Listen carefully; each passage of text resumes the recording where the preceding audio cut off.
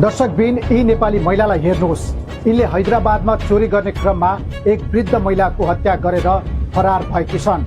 अहिले भारतीय पुलिसले यी महिलासँगै यिनका साथीहरूको खोजी गरिरहेको छ। भारतका विभिन्न शहरहरूमा पछिल्लो समय घरेलु कामदारको रूपमा घरभित्र प्रवेश गरेर चोरी तथा आपराधिक गतिविधि गर्ने घटनाहरू बढिरहेका बेला हैदराबादमा भएको एक दर्दनाक घटनाले नेपाली समुदाय समेत गम्भीर प्रश्नको घेरामा परेको छ। यसपटक भने चोरीको उद्देश्यले घरभित्र पसेका व्यक्तिहरूमाथि हत्या जस्तो जघन्य आरोप लागेको छ, त्यो पनि एक पूर्व वरिष्ठ प्रहरी अधिकारीको परिवारमाथि। हैदराबादको प्रतिष्ठित जुबली हिल्स क्षेत्र स्थित प्रशासन नगर कोलोनीमा रिटायर्ड आइपीएस अधिकारी विनय रञ्जन रायकी पत्नी 62 वर्षीय तनुजा रायको आफ्नै घरभित्र हत्या गरिएको अवस्थामा शव फेला परेको हो।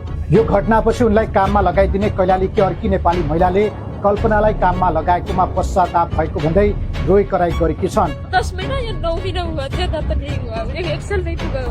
आपका गाँव वाला है? आपका गाँव वाला है? मेरे गांव से 2 दिन लगते हैं उसके गांव जाने के लिए। उसका पहाड़ ये लगा है, मेरे कैलाली है, जड़ी काठमांडू बोलते हैं, उसकी नजीक है। रिश्तेदार है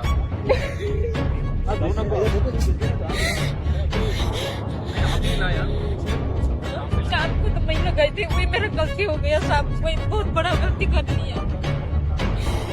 दिवाली से पहले लगाई थी, मैं नहीं बुलाई, मैं करती थी इधर का 1.5 साल तक इधर काम करिए। दिवाली में साहब से बोली, पापा लोग साहब की 2 बेटी है, उनसे बोली उनको मेरा काम बहुत पसंद है। मेरे पापा लोग बोले गाँव को मसला बोले थे, मैडम भी बोले थे, मैं बोली मेरा बच्चा है, मैं देखने को जा रही 3 साल हो गया मैडम। प्रारम्भिक अनुसन्धानका अनुसार घरमै काम गर्ने नेपाली घरेलु कामदार कल्पनाले आफ्ना 2 सहयोगीसँग